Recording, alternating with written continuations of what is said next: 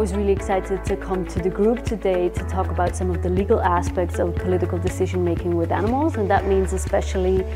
talking about constitutional norms for the protection of animals. And so what I did is asking for moving thin accounts of constitutional protections for animals toward a thick version of interspecies constitutionalizing, such that it conforms constitutional theory and the demands of critical animal law. When I think of constitutionalization, the biggest obstacles in Switzerland is that we do not have a proper constitutional review. We don't have equality of procedural means to get to court, so for court to even rule on cases that involve animals, and of course the public conscience and knowledge about the many actions we take or inactions and how they affect the most fundamental interests of animals.